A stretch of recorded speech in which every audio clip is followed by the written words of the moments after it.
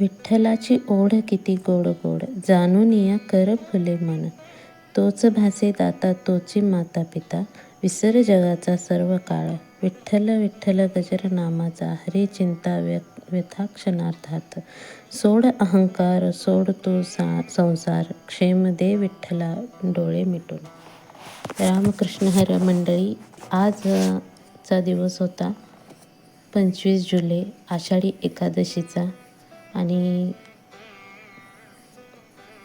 सगळ्यांचे आज उपवासच असतील, आमचाही होता. आणि आज सकाळ सकाळी म्हटलं स्वयंपाक वगैरे सगळं राहू दे, पहिल्यांदा ही रांगोळी काढून घ्यावी, देवपूजा विठ्ठलाची करावी, रुक्मिणी मातेची आणि विठ्ठलाची. नंतर परत आरस थोडीशी करावी. मग पहिल्यांदा आज स्वयंपाकाच्या ऐवजी हे बाहेरचं सगळं रांगोळी वगैरे करायचं चालू होतं. आज देवशयनी एकादशी, सगळ्यात मोठी एकादशी, आषाढी एकादशी होती. आजपासून चातुर्मासाला सुरुवात होते.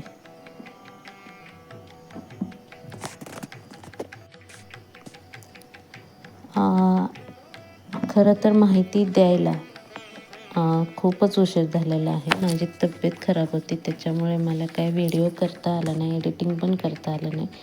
मग आता जरा बरं वाटतंय तर म्हटलं एडिटिंग करावं, व्हिडिओ पोस्ट करावा. बरेच दिवस झालं मी काही पोस्ट केलेलं नव्हतं, म्हणून मग आज पोस्टिंग चालू केलेली आहे. बघूया, जसा वेळ मिळेल तसं मोठे व्हिडिओ येतील. नाहीतर शॉर्ट्स मी थोडे थोडे टाकतच असते. कधी केकचे टाकते, कधी रांगोळीचे म्हणा, किंवा जसं काही वेळ मिळेल तसं थोडंफार काहीतरी टाकत राहते. आज आहे आपली आषाढी एकादशी, वर्षाची सर्वात मोठी आषाढी एकादशी. म्हणजे तो दिवस होता. मला व्हिडिओ टाकायला उशीर झाल्यामुळे मी आज असं म्हणते. आषाढी एकादशी आषाढ महिन्यातील शुक्ल पक्षातील एकादशीला येणारा अत्यंत पवित्र सण आहे, ज्याला देवशयनी एकादशी किंवा महाएकादशी असेही म्हणतात. या दिवशी वारकरी संप्रदायाची पंढरपूर वारी पूर्ण होते. श्री विठ्ठल रखुमाईच्या दर्शनासाठी लाखो भाविक पंढरपूरमध्ये जमतात. रांगोळी काढत होते, म्हटलं रांगोळी काढत काढत तुमच्याशी गप्पा पण मारत राहावेत. आणि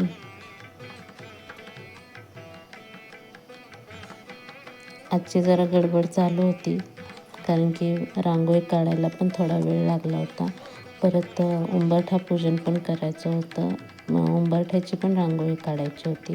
चला मग आपण रांगोळी काढत काढत गप्पा मारूया जराशे. तसंच स्वामींची फोटोची पूजाही करायची होती, तीही आहे. आणि आज माझा वाढदिवससुद्धा आहे. तुम्ही शेवटीला गंमत बघाल, माझा बड्डे सगळ्यांनी कसा सेलिब्रेट केला. आज एकादशी असल्यामुळे केक काय नव्हता केलेला, त्याच्यामुळे केकची रेसिपी किंवा व्हिडिओ नाही आहे. आज फुलं तोडली भरपूर, आणि त्याचं घरातल्या घरातच आपली माळ केली. तुळस सुकल्यासारखी झाल्यामुळे तुळशीची माळ नाही केली आज मध्ये. म्हटलं चला पांढऱ्या फुलाची माळच बनवावी. मग माळ करत करतच आता तुम्हाला माहिती सांगते. देवशयनी एकादशी ही श्री भगवान विष्णू क्षीरसागरात योग निद्रेत जातात. म्हणजे आजच्या दिवशी भगवान विष्णू 4 महिन्यांसाठी, म्हणजे चातुर्मास आजपासून चालू होतो, 4 महिन्यांसाठी भगवान विष्णू आपला सर्व कारभार बाकीच्या देवी देवतांवर सोपवतात आणि ते 4 महिन्यांसाठी निद्रा अवस्थेमध्ये जातात, योग निद्रेत जातात. अशी धार्मिक समजूत आहे. याला शयनी एकादशी, म्हणजेच शयन म्हणजे झोपणे, म्हणून ह्याला देवशयनी एकादशी असे म्हटले जाते. या तिथीपासून पुढील 4 महिन्यांसाठी म्हणजेच कार्तिकी एकादशीपर्यंत चातुर्मास सुरू होतो. एकदश व्रताचे पुण्य, वर्षातील सर्व 24 एकादशींचे व्रत केल्यामुळे पुण्य या एकादशीच्या व्रताचे मिळते असे मानले जाते. म्हणजे आपण वर्षभर जरी एकादश पकडली नाही आणि आजच्या दिवशी जर पकडली तर सर्व एकादशीचे पुण्य आपल्याला मिळते, अशी मान्यता आहे. ह्या एकादशीसाठी पायी वारी करतात 18 दिवस आधीपासून सुरुवात होते ह्या पायी वारीसाठी. महाराष्ट्राच्या कानाकोपऱ्यातून भरपूर वारकरी संत ज्ञानेश्वर, संत तुकाराम, बाकीच्या संतांच्या पालख्या घेऊन ज्ञानोबा तुकारामांचा जयघोष करत शेकडो किलोमीटरचा प्रवास पायी करून पंढरपूरला पोहोचतात. विठू भक्ती ही जात-पात भेदभावाचा विसर पडून सर्व वारकरी केवळ विठ्ठल विठ्ठल नामात तल्लीन होऊन जातात. आषाढी एकादशीच्या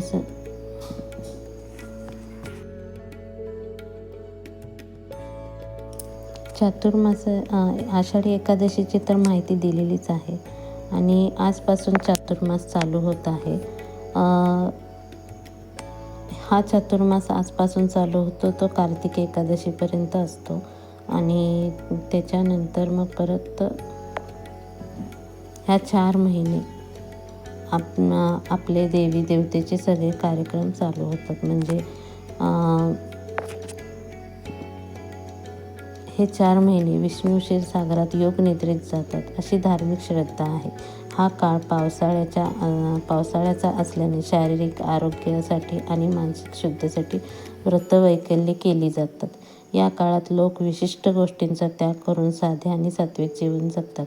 श्रावण, भाद्रपद, आश्विन, कार्तिक या 4 महिन्यात सर्वात मोठे सण उत्सव साजरे केले जातात. ह्याचं एक महत्त्वाचं आणखी एक सायंटिफिक कारण म्हणजे हा काळ प्रत्येक प्राणी आणि पशु पक्षी किडे सगळ्यांचा प्रजननाचा काळ आहे हा. आणि ह्या काळामध्ये मासेमारी म्हणा सगळं थांबलेलं असतं, कारण की हा प्रजननाचा काळ आहे. आणि रांगोळी पूजा आवरून आता मी खिचडी बनवायला चालू केली होती. खिचडी बनवली, आज बटाट्याची भाजी बनवली होती सकाळी, परत शेंगदाण्याची आमटी केली होती. त्याचं ताट मी तुम्हाला पुढे दाखवलेलंच आहे. हे फक्त आपलं नॉर्मल तुम्हाला शेवटचं खिचडी बनवतानाचं दाखवत होते. आणि एवढं सगळं केलं तरी एकादशी आणि दुप्पट खशी हा जो प्रकार असतो ना, तो काय खोटा नाही आहे. कारण की सगळेजण म्हणत होते हे असलंच बनवलं तू आजसुद्धा, काहीतरी वेगळं बनवायला पाहिजे होतं. मग आता काय करणार म्हटल्यानंतर मग परत संध्याकाळी साबुदाणे वडे बनवले होते. आणि आज होता माझा बड्डे. मग बड्डेला काय बनवणार, केक तर बनवू शकत नव्हतो. खाणार कोण, सगळ्यांचेच उपवास आज सोडला जात नाही, दुसऱ्या दिवशी सोडला जातो.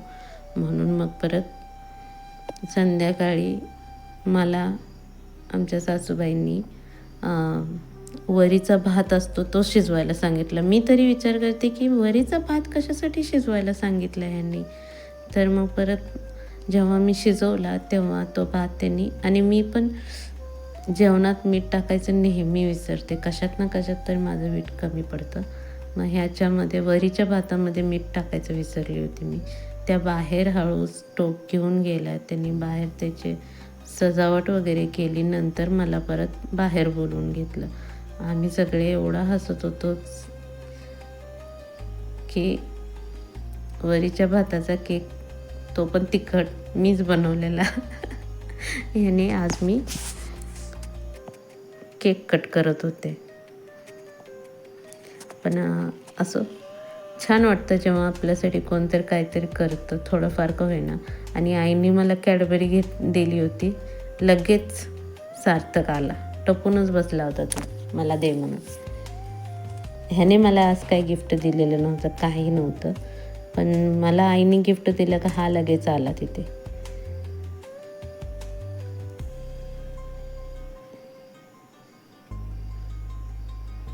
मला कापताना पण एवढं हसू येत होतं की विचारायला नको.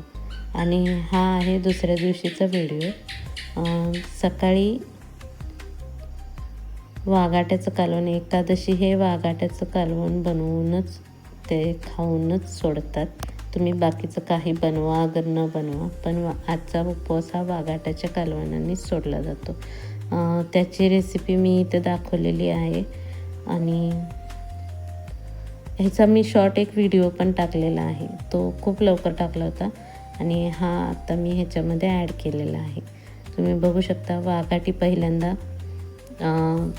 चेचून घ्यायची, त्याच्यातल्या आतल्या हे काळे जे बी असतात ना ते काढून टाकायचे.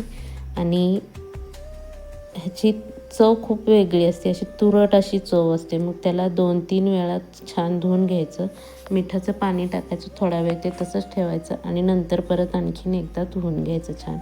आणि ही गूळ आहे, चिंच आहे, कढीपत्ता, कांदा. पहिल्यांदा जिरे मोहरी तेल टाकून जिरे मोहरीची फोडणी दिली कढईमध्ये आणि नंतर कढीपत्ता, कांदा, बाकीचे सगळे जे खडे मसाले होते ते सगळे टाकून छान परतून घेतलं. आणि हरभऱ्याची डाळ मी भिजत घातली होती 2-3 तास आधीपासूनच, त्याच्यामुळे ती हरभऱ्याची डाळ छान भिजली होती. तुम्ही हरभऱ्याच्या डाळीच्या ऐवजी तुरीची डाळही वापरू शकता, किंवा काही जण डाळ शिजवतात, कोणतीही डाळ शिजवतात आणि त्याची पण फोडणी देतात. तसंही बनवू शकतो आपण, पण मला हरभऱ्याची डाळ आवडते म्हणून मग मी हरभऱ्याची डाळ टाकून हे केलं होतं. नंतर हळद टाकली, मीठ टाकलं, घरातलं काळं तिखट टाकलं. गरम मसाला जर आपण साधं लाल तिखट वापरत असू तर टाकावा, किंवा आपल्या घरगुती मसाल्यामध्ये गरम मसाला असतो, त्याच्यामुळे वरतून आणखीन वेगळा मसाला टाकायची गरज नाही. धनेपूड पण नंतर टाकली होती. कांदा मात्र छान परतून घ्यावा लागतो. आणि लसूण खोबरं एक महाराष्ट्रातील सह्याद्री पर्वतांवर मिळणारी काटेरी वनस्पती आहे, वेल आहे. हा पावसाळ्याच्या दिवसामध्येच येतो. आणि आजच्या दिवशी वाघाटीही खाल्ली जातात. एकादशीला आवडीने ही भाजी बनवली जाते. आषाढी एकादशीच्या सुमारासच ही वनस्पतीच्या झाडांना फळं येतात. ह्याचे धार्मिक आणि सांस्कृतिक महत्त्व आहे. वाघाटी हे वात, कफ, पोटदुखी, त्वचाविकार आणि पोटाच्या विविध तक्रारींवर गुणकारी मानली जाते. या वनस्पतीबद्दल सांगायचं तर वाघाटी करटोली म्हणून पण एक आहे, ह्याच जातीतलं दुसरं हे फळ आहे, ही भाजी आहे. करटोलीची भाजी ही खूप छान लागते आणि पण ही खूप महाग भाजी असते. वाघाटी ही मुंबईला, पुण्याला ह्या ठिकाणी यासारख्या भागांमध्ये सहसा मिळत नाही, आणि जर मिळाली तर ती खरंच खूप महाग मिळते, कारण की फक्त ती पावसाळ्यामध्येच ही भाजी येते. एरवी तुम्हाला ही भाजी मिळणार नाही. ह्या वाघाट्याच्या फळांना गोविंदी किंवा गोविंद फळ अशीही नावं आहेत. काही ठिकाणी गोविंद फळाच्या नावानेही याला ओळखलं जातं. गोविंद म्हणजे पांडुरंगाचंच दुसरं एक नाव आहे. आणि आषाढी एकादशीला ह्याचं कालवण करतात, म्हणून विठ्ठलाच्याच नावावरनं गोविंद हे नाव ठेवलेलं आहे ह्याला. आणि ही झाली माझी थाळी पूर्ण. व्हिडिओ आवडला असेल तर लाईक करा, शेअर करा, सबस्क्राईब करा आणि आपला फीडबॅक देत राहा. बाय.